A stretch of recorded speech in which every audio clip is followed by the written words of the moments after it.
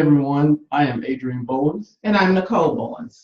And we thank you for tuning in with us for another episode of Marriages of the Kingdom with Adrian and Nicole. We are coming to you from WYTV7, Christian Broadcasters Network. We are a nonprofit organization, and we truly appreciate your donations so that we can continue to build families nationally and internationally. Again, thank you for joining us on today. Our discussion for today will be centered around those that are single with a desire to be married.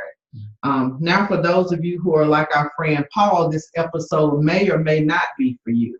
But if you have a sincere desire to be married and to do it God's way, this show is for you.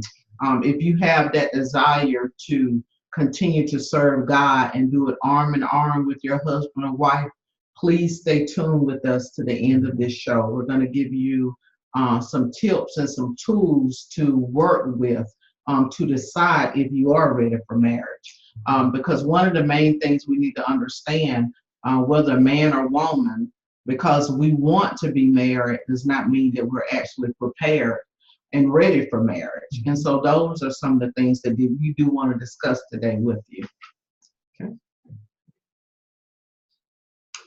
Okay, so let's discuss a few questions for all single individuals. You should be asking yourselves prior to marriage. Again, not after, but before. Yes. Okay, so the first question is, ask yourself, do I have the mindset that my fiance does not have a relationship with Christ, but once we are married, that will automatically change? If the answer to this question is yes, then that's a red flag. Definitely. Like you said, for those that are already engaged, preparing for marriage, this is a big red flag because I hear a lot of times, especially Christian women, get into relationships with men that do not have a relationship with Christ. They have not accepted Christ, and they have the mindset that they can change them. And so they think and believe that because they have a relationship with Christ, that it'll kind of just rub off on them. And once they get married, then everything is going to be wonderful, and they're going to start going to church and accept Jesus, and everything is going to be great. And that's not necessarily the case all the time. Most of the time, that is not the case. So you want to make sure that if you're dating, that you're equally yoked, that this person is a believer like you, because that foundation will help prepare for a strong and healthy marriage. And anything outside of that, it becomes a struggle. Now, there are people who have gotten married, either both of them did not have a relationship with Christ, or the one or the other did not. And their marriages survived, and they're still married today. But there's a struggle associated with that. And that's what we want to talk about today, is avoiding unnecessary pitfalls, pretty much. That makes sense. Makes all the sense in the world. And when it comes to, and we said at the end of the question, automatically changing, we must remember that the only person that you can change is you. That's the only person you can change. You can't change your fiance, you can't change your spouse, you can't change family members, you can't change people on your job. The only person that you can change is you, and you have that only influence over yourself. So be mindful of that, not going into a marriage thinking that, okay, I can change him or her. Let's do that. All right? Question number 2. The time you spend alone with just yourself is boring. The time you spend alone with just yourself is boring. If you answer yes to this question, that's another red flag. Why is that? One of the things that we want to think about and remember is you have to be content with yourself before you can be content and happy with someone else. You have to have a relationship with yourself first, and you need a relationship with God. Because when you get into a relationship and you get into a marriage and you're not happy with yourself and not content with being alone and at peace with being alone, then what you become once you get married is you become a burden to another person. There are times to where you have a personality that is very draining, that could be very heavy on a relationship, because you're always pulling on that other person to make you feel better and make you happy, when in actuality, being married, your spouse is not there to make you happy. You know, that can only be found in God and in yourself. So please make sure that you're content with being by yourself. Make sure that you're okay with going to a restaurant and having a dinner by yourself, having lunch by yourself, being content with that. Make sure you're able to do that. Make sure you're able to sit in your house at peace and just enjoy yourself and your time with God. Make sure you're able to do that prior to marriage. It's very good. Very good points. And especially with being in Christ. When you're in Christ, then you're never really alone. When you're in Christ, you have Him and you have His Holy Spirit to always be with you. He says in His Word that He will never leave nor forsake us. So that will be also included with the time. And we have to spend time with Him. We have to spend time with our Maker and Creator. It's about a relationship and not a religion. Okay? All right, let's move to the next question. If you were in a previous relationship, do you still blame that person for the entire relationship ending? Do you still blame that person for the relationship ending? That's good. That's a good question. We want to make sure that if we were in previous relationships, previous marriages, that we're not still fixated on what that person did to us. It's their fault. If it had not been for what they did, then everything would have been fine. Everyone knows Adrian and myself, we were previously married. And one of the things that really set us free was realizing that it takes two to create a divorce. It is not one-sided. It takes two people in order for a marital breakdown to take place. And so until you get to a place to where you understand that, yes, that person that you were previously in a relationship with was not perfect, but you need to also understand neither are you or were you. And soon as we get that revelation, it helps to set us free where we can move forward. So please don't think that that other person is the one that was at fault. Yes. Throughout your entire relationship, whether you're dating someone now and you're looking to become married, be real careful with the blame game, always pointing fingers and those types of things. That goes back to, we discussed before about communication breakdowns. That takes us back to that. So make sure that we're not always pointing the finger. Let's also analyze and look at ourselves and find out what it is that we can do better, that we can make the relationship as good as it can be. Okay? Okay, next question. Does the person you are dating currently remind you of someone that you dated previously or was married to previously? That's good. That's definitely a big red flag. All right. That answering yes to that question, if there is a yes or a maybe to that question, definitely a yes. That means that you have not healed from that previous relationship. Because if you're out seeking people, and sometimes I don't think people do it intentionally, out of brokenness and out of not having healed from previous relationships, you sometimes become attracted to someone that reminds you of something about someone you were previously in a relationship with. Definitely the danger zone, because if they remind you physically or emotionally, there's something about them that reminds you of a previous relationship, that's a big problem. Because if there's good things that remind you of someone that you're with, when those negative things pop up, that trigger is going to be set. And now you're going to explode on that person and say, well, you act just like so-and-so, or this person used to do this and that person used to do that. And that is not fair to anybody, to be in a relationship and have to hear that they remind you of someone else that you were previously in a relationship with.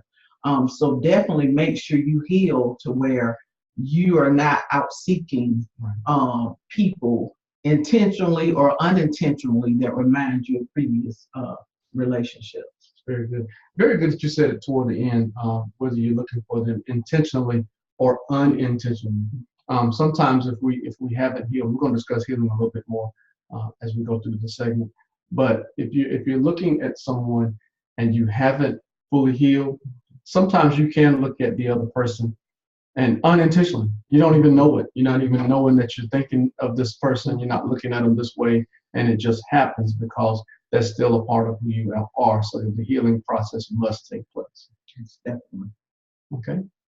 Speaking of healing, the next question deals with that. We'll deal with it in more detail. The question says, I am still grieving my previous relationship.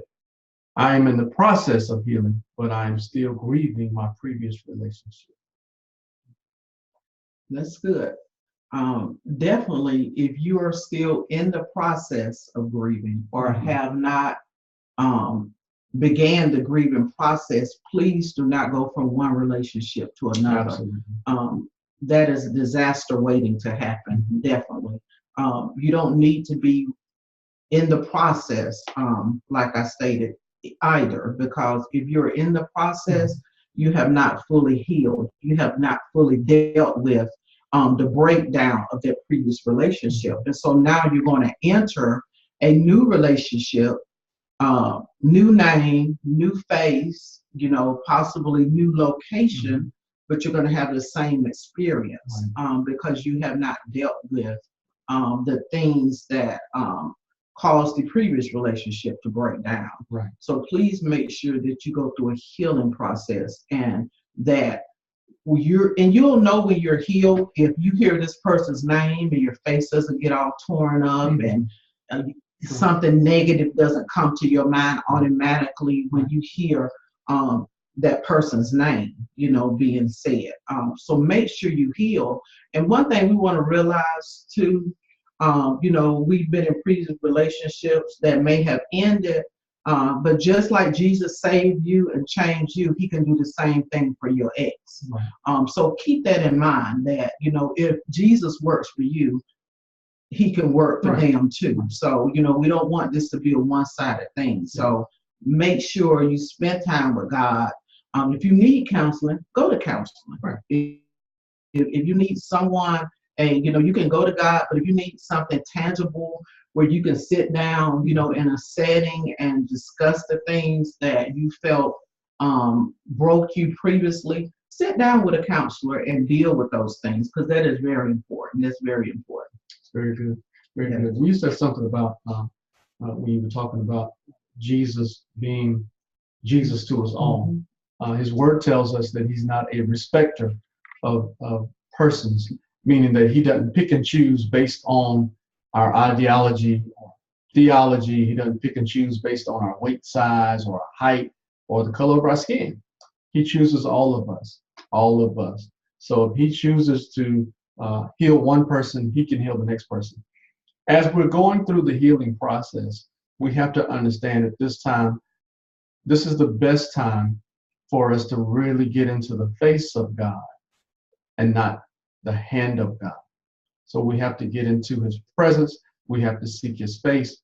And when you get into the face of God, now we have to look at ourselves in the mirror and not look at ourselves in the mirror just dimly lit, but look at ourselves wholly and wholeheartedly in front of that mirror and point out. When you're able to point out your own mistakes to yourself, and you're able to look at yourself and say, yeah, I did wrong with this, or yes, that was a bad decision, and point the finger at yourself. Now you're on your way to being fully healed, and your heart is being prepared now to where you can go into another relationship and be whole. Because as we go into these relationships, wholeness is what we're looking for. I hear so often that marriage is 50-50. Totally disagree with that concept. Marriage isn't 50-50.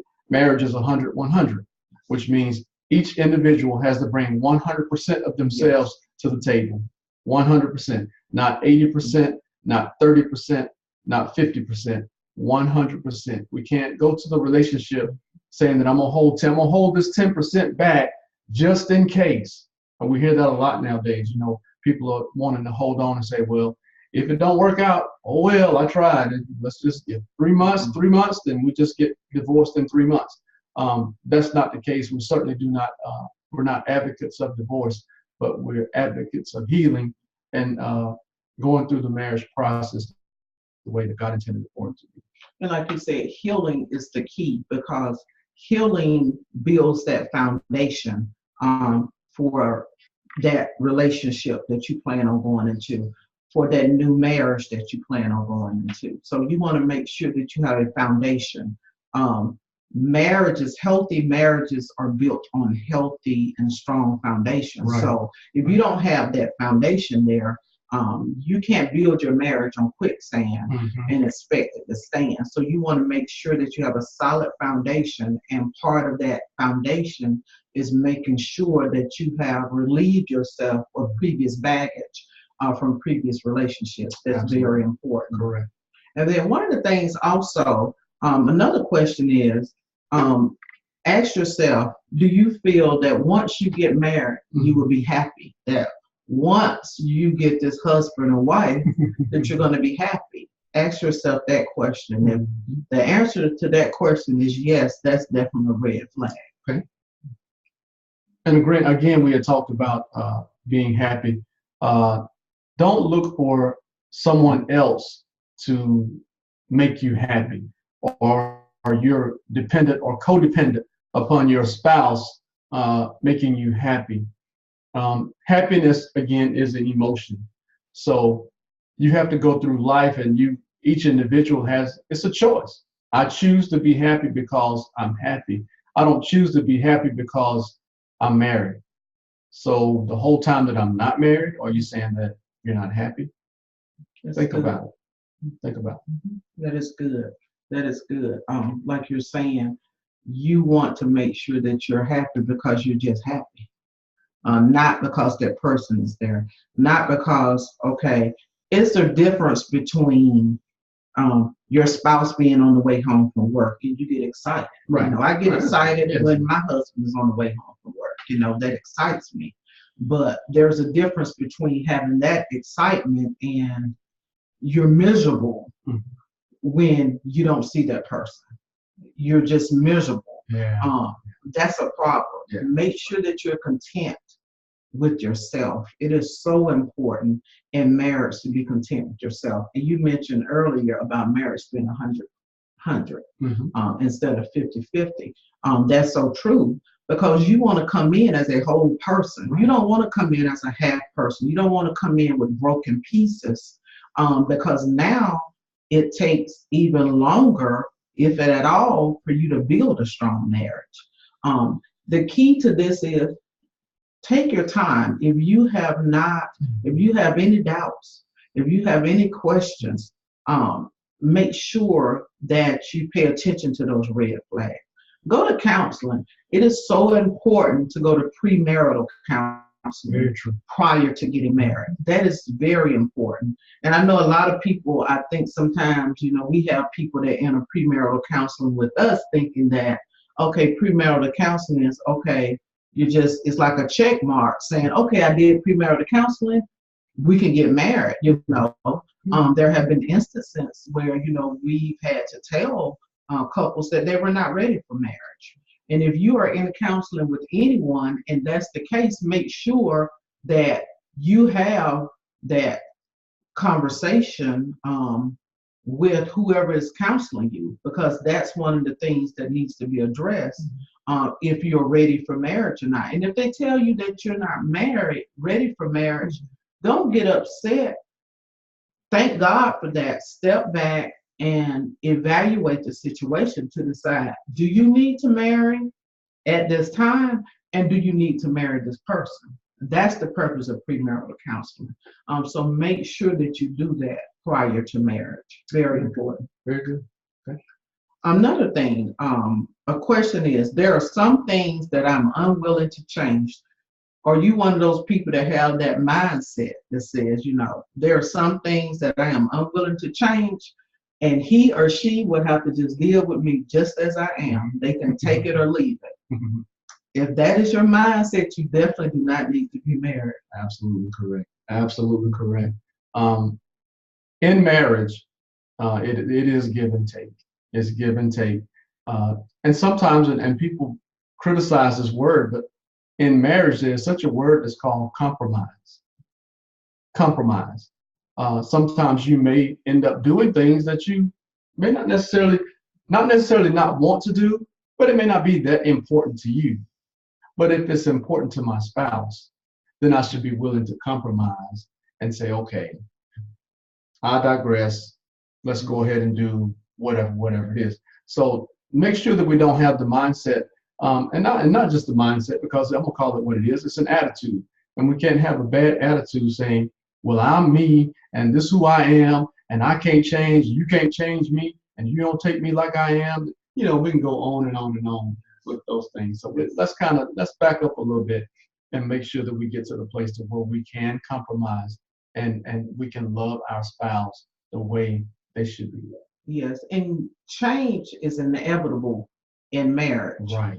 You're going to come into marriage one way, Mm-hmm. and as you grow That's true. with each other, change will start to take place physically, financially, emotionally, spiritually. Changes will begin to take place. Absolutely. And both husband and wife have to have the ability to be able to, per se, go with the flow.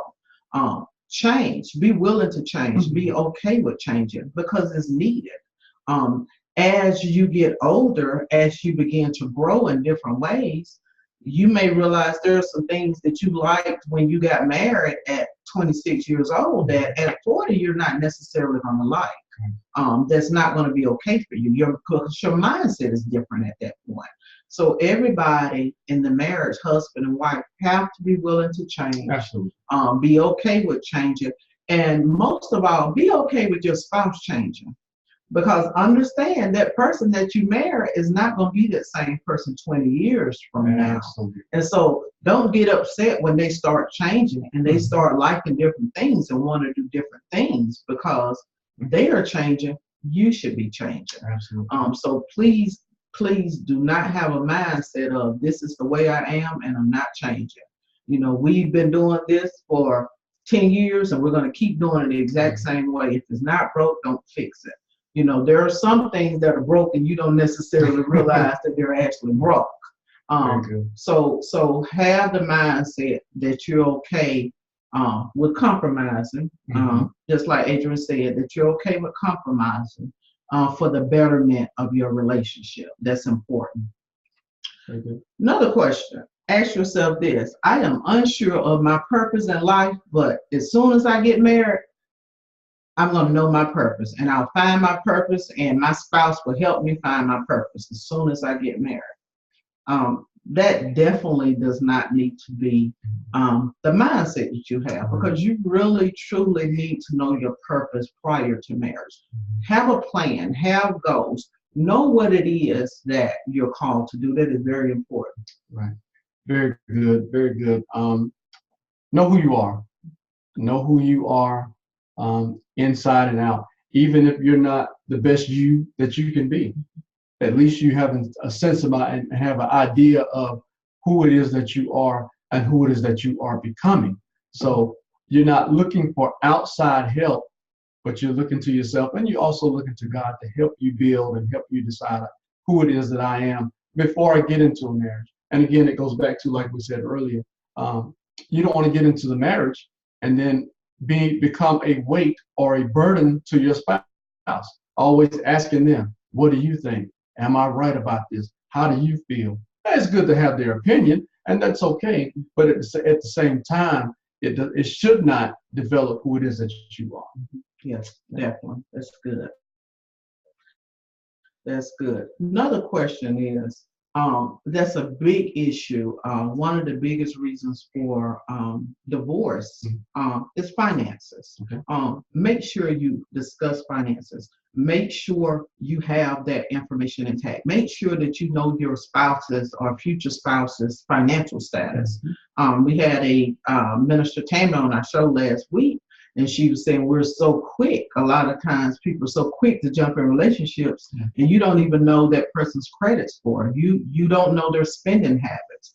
you know anything about them. So it's very important to find out that information. Have those discussions. Those are tough discussions, tough questions, but it's best that you find out the answer prior to, Absolutely. as opposed to finding out after the fact. Absolutely. So have those discussions about finances, because a lot of times couples go into relationships and say, well, your money is your money, my money is my money, and we're going to keep that separated, you know, just in case you lose your mind and this doesn't work, then it'll be a lot easier for me to check out of this relationship. You Right. cannot go into a marriage with that mindset, because once you get married, you become one. Mhm. And as you become one, everything that you have becomes your spouse. It belongs to your spouse. Your money, your children, your cars, your house, whatever it is that you have, Right. your dog, your cat, everything intertwines at that point. And you want to make sure that you're okay with everything becoming one. Because if you're not okay with everything becoming one, especially your finances, you're going to have a problem, because there will always be money issues. There will always be Right. issues surrounding money. So make sure you deal with that. Right. You know, what's your spouse is yours, and vice versa. That's the way it should be. And while you're in the whole dating process, you should be asking questions. You shouldn't be, and I know when you're in the beginning, everybody's googly-eyed and we're all that. But at the same time, don't forget, I need to ask these questions for future reference. I need to ask you your finances. I need to be around you long enough to watch you, not just ask you, but to be around you to observe and see, okay, well when he gets upset, he spends money unnecessarily, or when she gets upset, she spends money on nothing but food and just junk food, and you just need to know these things before you go into the marriage, because it's going to help you decide whether or not you should be married with that person or you should not be. That's good. And then another question, ask yourself, is this person that I'm about to marry, is this person okay with me having friends? How do they respond when I introduce them to my new friends? Are they okay with me having friends? Or does this person have a mindset of, no, we can't have friends. The only thing we need is each other. That's it. That is not good. You can't go into a marriage like that, because first of all, it's not healthy. Mhm. There has to be a balance.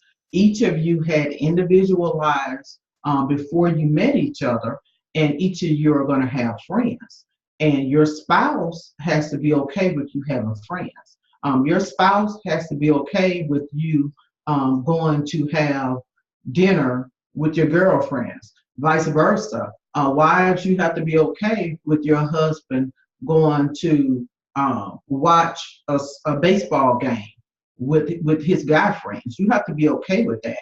If there's an issue surrounding that, then there's a problem.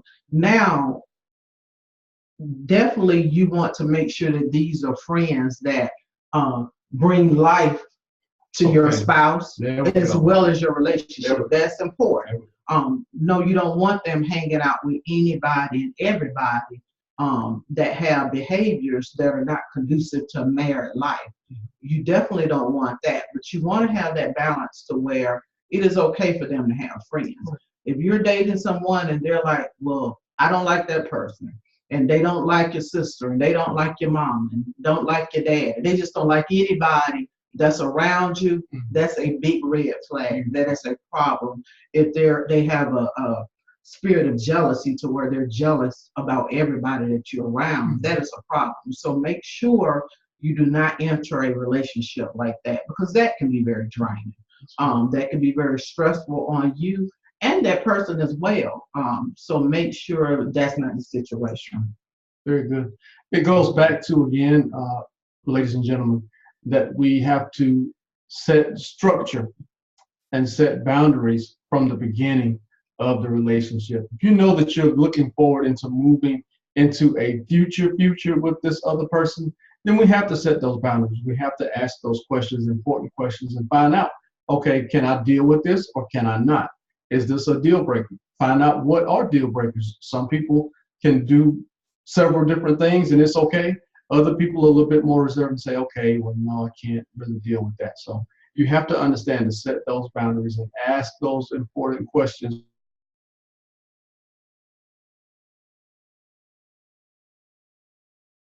Yeah, that's good. That's good. And I hope that the questions that we posed to you on today, I hope they get your mind. Very good. Well, that's the end of our show for today, and we truly appreciate you for tuning in with us on WYTV7, Christian Broadcasters Network. We would love to hear from you. Please feel free to contact us. You can leave a review, or you can contact us for prayer, or to receive additional resources. You may contact us on our website at marriagesofthekingdom.com. Again, that's marriagesofthekingdom.com. Or you can email us at marriagesofthekingdom@gmail.com. That's marriagesofthekingdom@gmail.com. Or check us out on our Facebook page at Marriages of the Kingdom with Adrian and Nicole. Or you can simply call us at 1-864-553-8643. Again, that's 1-864-553-8643. And until next week, please be intentional about your marriage.